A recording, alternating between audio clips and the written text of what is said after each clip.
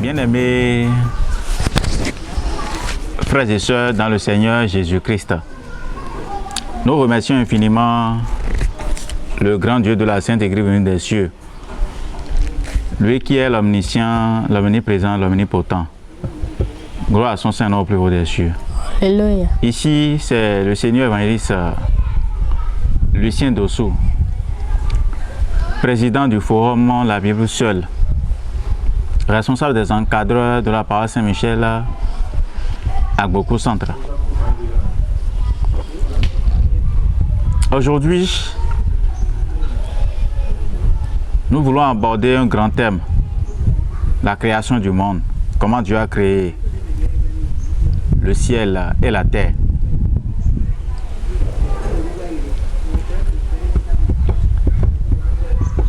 Le début de toute chose est très important. Le premier jour, l'Éternel Dieu a créé la lumière et les ténèbres. Genèse chapitre 1, versets 1 à 5. Au commencement, Dieu créa les cieux et la terre. La terre était informe et vide. La terre était informe et vide. Il y avait des ténèbres. Et il y avait des ténèbres à la surface de l'abîme. Et l'Esprit de Dieu se mouvait au-dessus des eaux. Dieu dit que la lumière soit. Et la lumière fut. Dieu vit que la lumière était bonne. Dieu vit maintenant que la lumière était bonne. Dieu sépara la lumière avec les ténèbres. Dieu sépara maintenant la lumière d'avec les ténèbres. Dieu appela la lumière le jour. Et il appela les ténèbres nuit. Ainsi il eut un soir. Et il eut un matin. Ce fut le premier jour. Le deuxième jour, Dieu créa le ciel et ses armées. Le verset 6 à 8. Dieu dit qu'il y a une étendue entre les eaux. Dieu dit maintenant qu'il y a une étendue entre les eaux. Et qu'elle sépare les eaux avec les eaux. Et Dieu dit, fit l'étendue. Et il sépara les eaux qui sont au-dessus de l'étendue d'avec les eaux qui sont au-dessus de l'étendue. Et cela fut ainsi. Dieu appela l'étendue ciel. Ainsi, il eut un soir. Et il eut un matin. Ce fut le second jour. Le second jour. Voilà. Donc, le deuxième jour, Dieu a créé le ciel et ses armées. Et dans le verset 9 à 13 du même livre, Dieu dit, nous allons constater ici que Dieu a créé la terre au troisième jour. La terre, la mer, la verdure, les œuvres portant leurs semences et les arbres fructueux. Oui. Dieu dit maintenant que les eaux qui sont au-dessus du ciel se rassemblent en un seul lieu. Que les eaux qui sont au-dessus du ciel se rassemblent en un seul lieu. Et que le sec paraisse. Et cela fut ainsi. Dieu appela le sec terre. Et il appela la masse des eaux mer. Dieu vit que cela était bon. Dieu vit maintenant que cela était bon. Puis Dieu dit que la terre produise de la verdure. De l'herbe portant de la semence. Des arbres fructueux. Donnant du fruit. Selon leurs espèces. Oui. Et ayant en eux leur semence sur la terre. Et cela fut ainsi. La terre produisit de la verdure. Et l'herbe portant de la semence. Selon son espèce. Et des arbres donnant du fruit.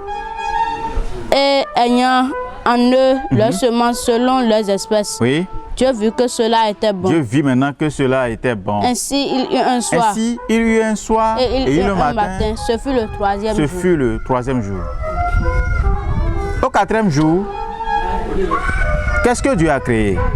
Deux grands luminaires. Le plus grand luminaire pour présider au jour, le plus petit luminaire pour présider à la nuit. Il fit aussi les étoiles. Le verset 20 à 23. Dieu dit que les eaux produisent en abondance des animaux vivants. Et que des oiseaux volent sur la terre vers l'étendue du ciel. Oui. Dieu créa des grands poissons. Oui. et tous les animaux vivants qui se meuvent. Oui. Et selon leurs espèces.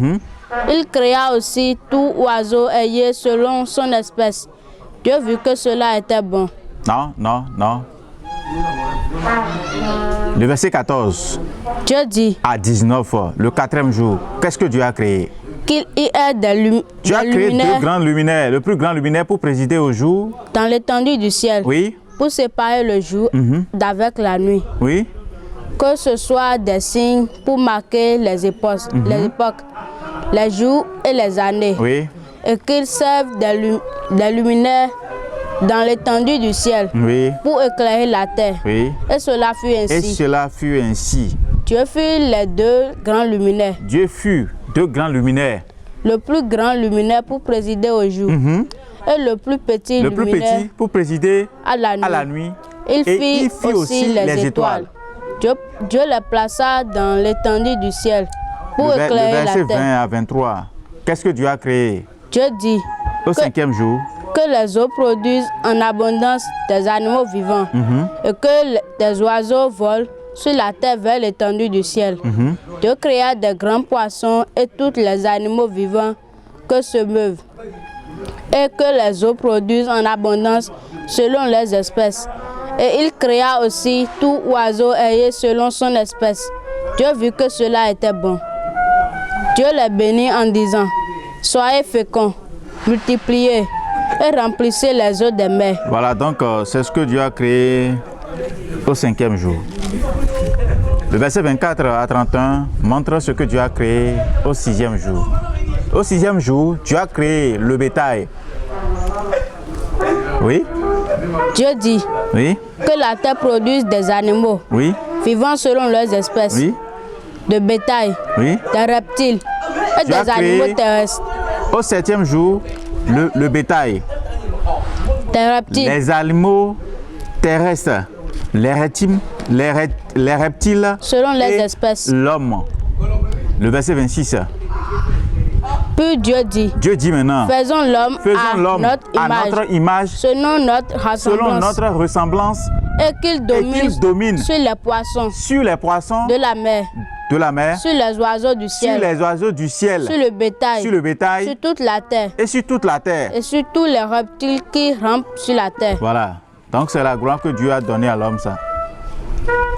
Avant le péché, l'homme était sans tache, mais après le péché, l'homme n'est plus rien devant son Créateur. Vous voyez par exemple le livre de Genèse chapitre 2, le verset 7, la formation de l'homme. L'Éternel Dieu forma l'homme. Dieu forma l'homme de la poussière de la terre. Et il souffla dans ses narines un souffle de vie. Et l'homme devint un être vivant. Reprenez-moi la lecture. L'Éternel Dieu forma l'homme de la poussière de la terre. Dieu forma l'homme de la poussière de la terre. Il souffla dans ses narines. Un souffle de vie. Et l'homme devint un être vivant. L'homme devint un être vivant. Donc c'est la formation de l'homme. Vous voyez comment Dieu a créé l'homme. Avec une grande valeur. Mais après le péché qu'a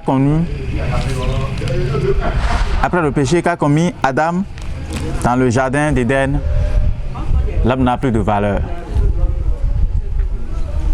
Et après la création de toutes ces choses, Dieu a créé au moins une seule fleuve dans le jardin. Et ce fleuve a 4 bras. Le nom du premier c'est Pichon, le second c'est Guillon, l'autre c'est Idékel et le 4e c'est Euphrates. Dans Genèse chapitre 2, le verset 10. Un fleuve sortait d'Éden pour arroser le jardin. Un fleuve sortait d'Éden pour arroser le jardin. Et de là, il se divisait en 4 bras. Le nom du premier est Pichon. C'est celui qui entoure tout le pays d'Avila. Où se trouve de l'or. L'or de ce pays est pur. On y trouve aussi de la pierre et la pierre d'Onis. Le nom du second est Gihon. C'est celui qui entoure tout le pays de Gush. Oui. Le nom du troisième est Idékel. C'est celui qui coule à l'orient de la Syrie. Oui. Le quatrième c'est Euphrates. Vous voyez. Ce que Dieu a donné à l'homme, Dieu a mis toutes choses à la disposition de l'homme. Mais à cause de ce que Dieu a dit à Adam, il dit à Adam, tu peux manger du fruit de toutes les arbres qui sont dans le jardin, mais l'arbre qui est au milieu du jardin, tu ne mangeras pas. Dieu ne parle pas deux fois, une seule fois. Mais Adam a désobéi à son Créateur en mangeant l'arbre. Vous voyez, il a désobéi à son Créateur. Il ne devrait pas manger l'arbre. Le fruit de l'arbre qui est au milieu du jardin, non. Parce que l'arbre qui est au milieu du jardin, là, ce qui est dans l'arbre, là, parce que d'abord, Adam voyait avant, il voyait très bien avant. J'entends aujourd'hui les gens disent que bon, Adam ne voyait rien avant. Il voyait parce qu'il n'avait pas les trois facultés. Dans l'homme, nous avons trois facultés.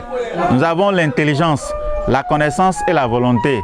Donc c'est ce qui manquait à Adam avant. Mais après ce péché, Dieu ne répond plus.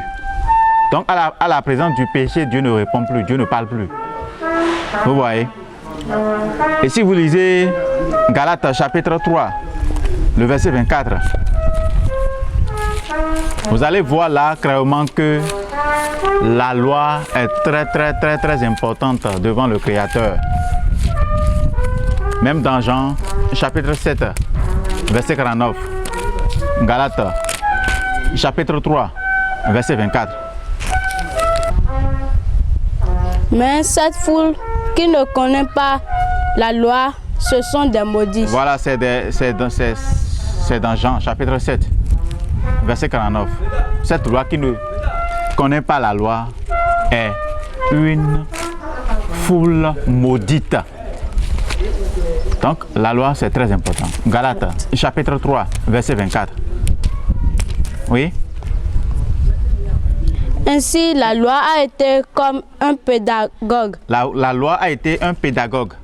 Pour nous conduire à Christ. Pour nous conduire à Christ. Afin que nous soyons justifiés par la loi. Voilà. Donc c'est ça. Lorsque Adam a piétiné la loi de son Créateur, vous-même vous avez constaté ce que Dieu a fait. Dieu a réagi en même temps. Donc les yeux de l'Éternel sont trop purs pour voir le mal. C'est pourquoi il a traité Adam et Ève de cette façon-là.